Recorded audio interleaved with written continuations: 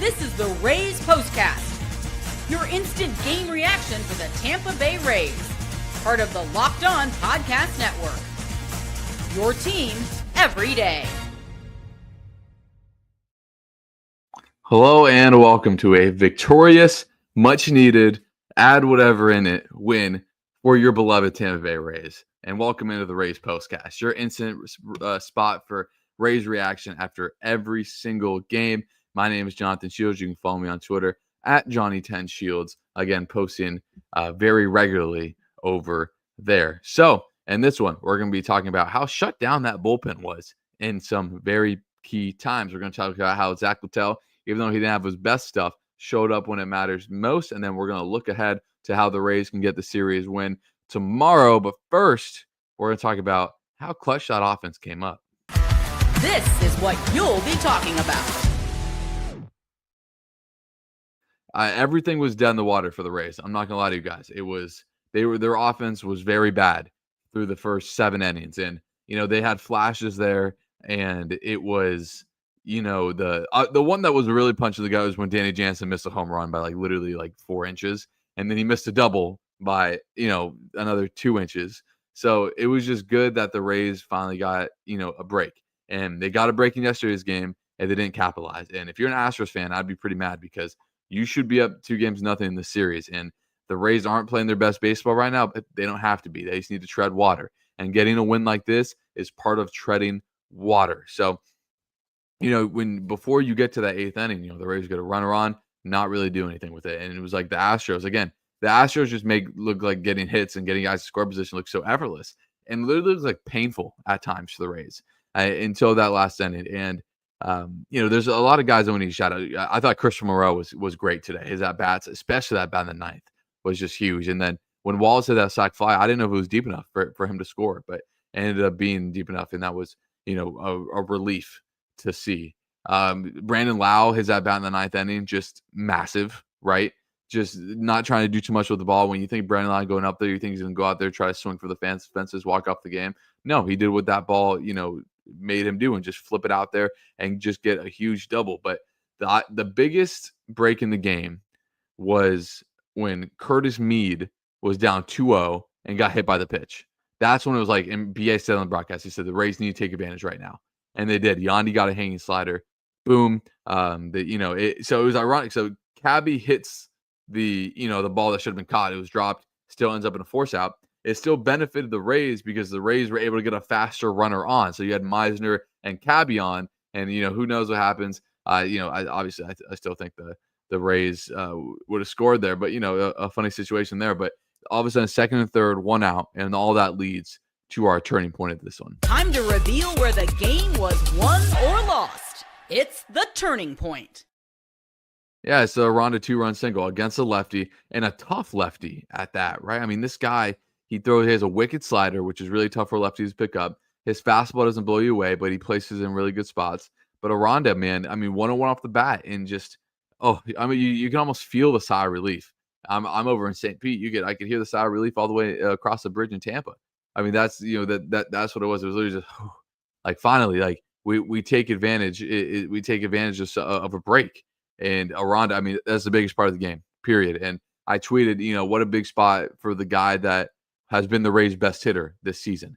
And it was just a massive spot because you lose this game and then you just keep, not the spiral, but it's like, man, we had more breaks to win this game and we still couldn't take advantage. And they took advantage in this one. So instead of talking about all the bad, like how we made Brandon Walker, who hasn't pitched in the major leagues this year, look like an all-star, we're going to talk about how resilient this team was last night in coming back and how resilient they were tonight and coming back. And then right after the Rays really should have taken advantage. That you put Simpson on, that means you burn Yandy if the game were to go into extras. And then Junior, he's got to work on his swing. Something has to give. Another ground ball double play. He had 2 of them tonight. He leaves baseball. Someone's got to work on him with that. I don't know what it is, but man, it comes up at huge points. And then, obviously we get to the 9th, right? And Morel with a fantastic at bat. That pitch he fouled off when he was 3-2, 96 and on the hands. That's someone that is making progress. And I thought Morel was in a tough spot because he wasn't seeing live pitching. And I would like to still see him in the lineup tomorrow against a righty that's going, because I think he's deserved that chance because he's put together a lot of really positive at-bats. And then, like we were talking about Brandon Lau, just doing enough with that pitch, flipping in the left field.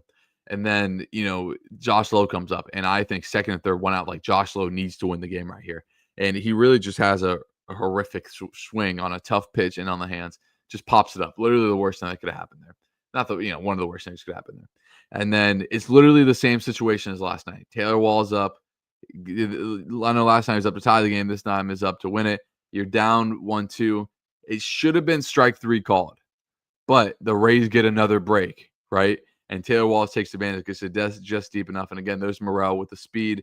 I've gone on him in the past for not being a good base runner. Ran the bases beautifully in the 9th inning, and the Rays win, and everyone can just let out a just sigh of relief together. So if you guys are joining live, make sure you leave a like and comment. I mean, a walk-off win always really exciting. The postcast started with the Jonathan Aranda walk-off homer against the Yankees. So if you guys are in the live, like and comment. We'll get to the comments at the end like we always do.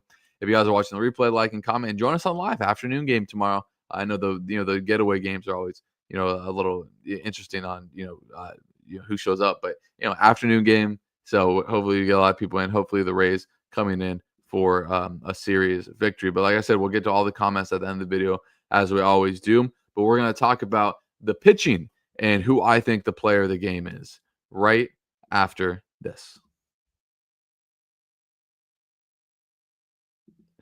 This episode is brought to you by Monarch Money. Ever check your bank account and wonder, where did all my money go? Between dining out, online shopping, and entertainment, it's easy to lose track. That's where Monarch Money comes in. Your personal CFO, giving you full visibility and control over your finances. Monarch Money isn't just a budgeting app. It's a complete financial command center. You can track all your accounts, investments, and spending in one place. So you stop just managing your money and you start building wealth. When I started using Monarch, I realized how much I was spending on food delivery, those stuff like DoorDash, Uber Eats. Now I budget smarter and save more. Take control of your finances with Monarch Money. Use code LOCKEDONMLB. So use code LOCKEDONMLB at monarchmoney.com for 50% off your first year. Again, that's code LOCKEDONMLB at monarchmoney.com for 50% off your first year. And that's at monarchmoney.com. And again, half off your first year.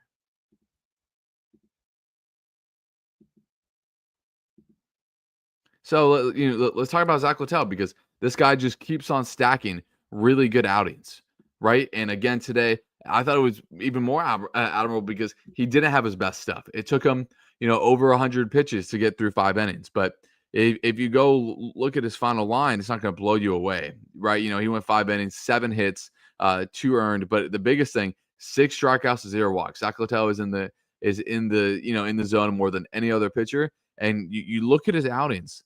Ever since that blow up he had against the Angels, 1 run against Boston, 3 runs against the 3 runs against Diamondbacks, 2 runs against the Padres, 2 runs against the Yankees, 2 runs against Milwaukee, 3 runs against Toronto, and then another 2 runs today.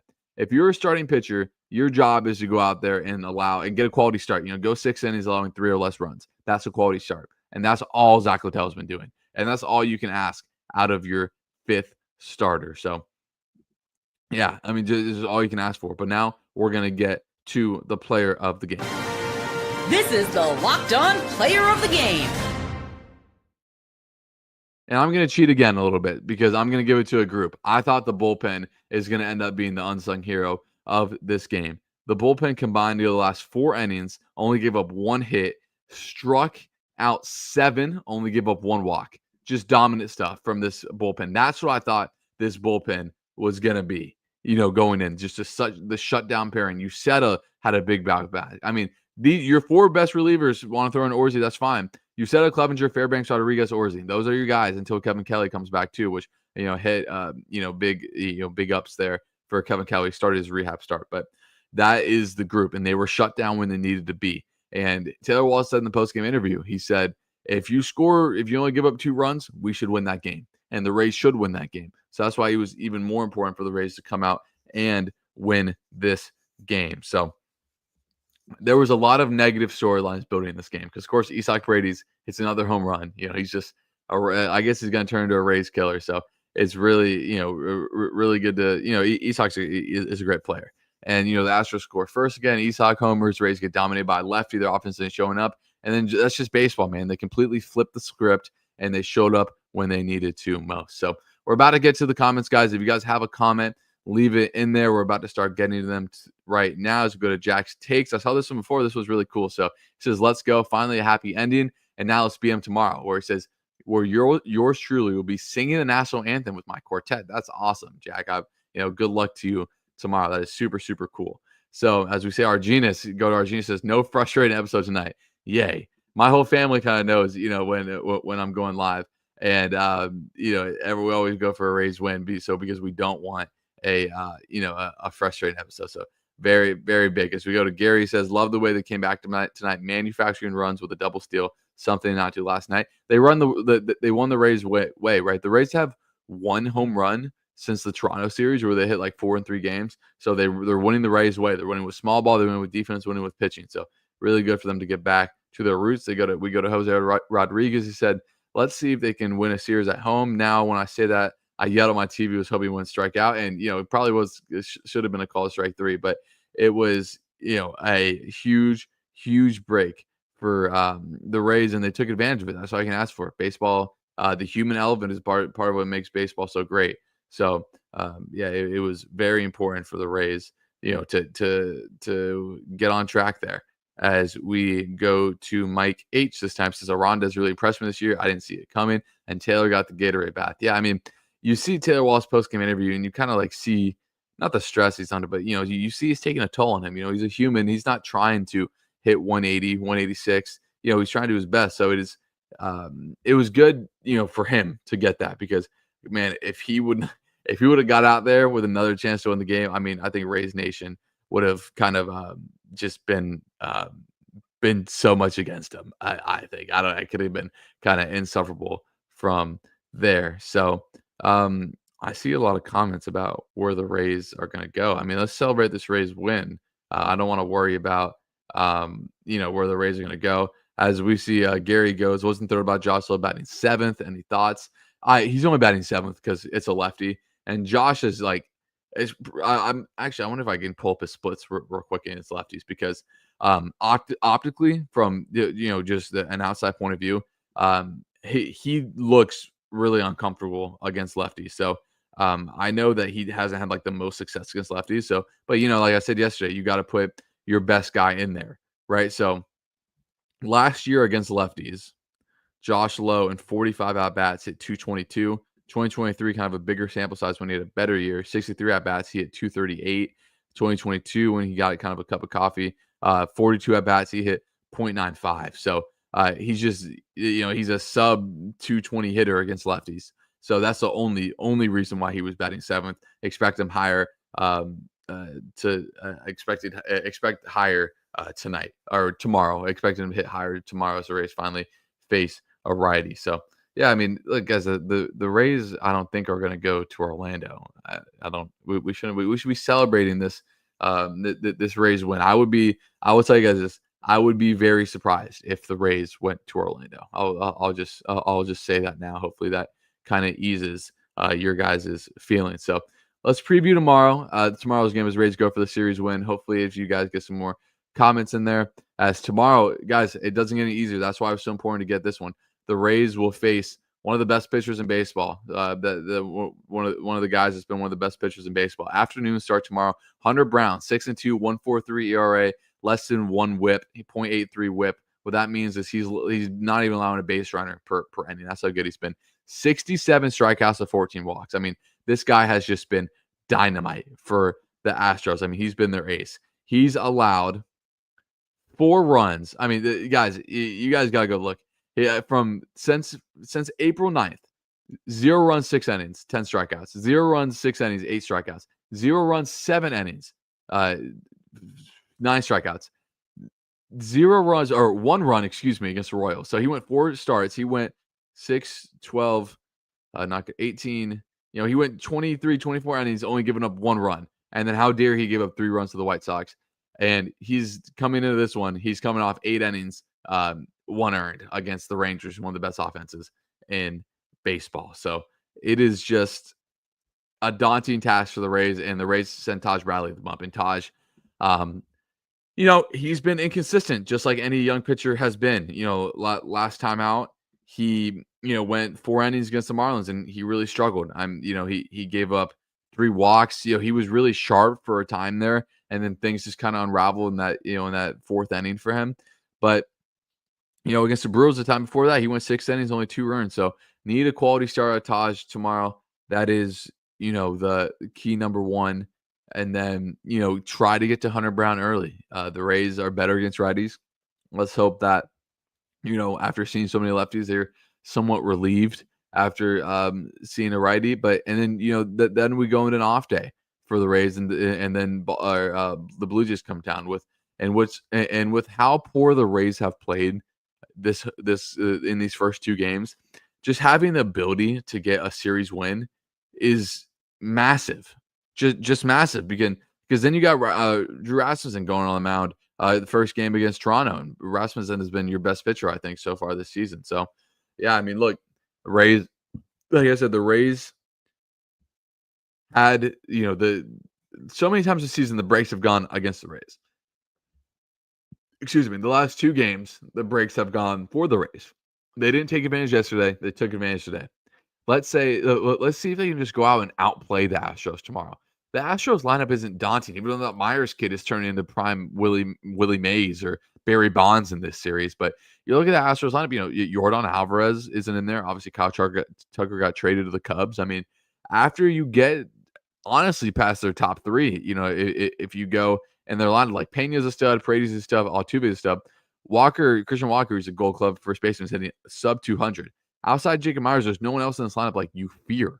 So the Rays, need to just come out and just outplay the Astros tomorrow. Be the one team that can get on Hunter Brown, right? Start this homestand off with a series win. And guys like Junior, need to step up. Junior is in it in a tough way right now. His batting average down to 230. I mean, just a lot of double plays that he's been grinding into. Interested to see what the lineup's going to look like tomorrow. Meisner's going to be in there. I hope Simpson is back. He keeps pinch running.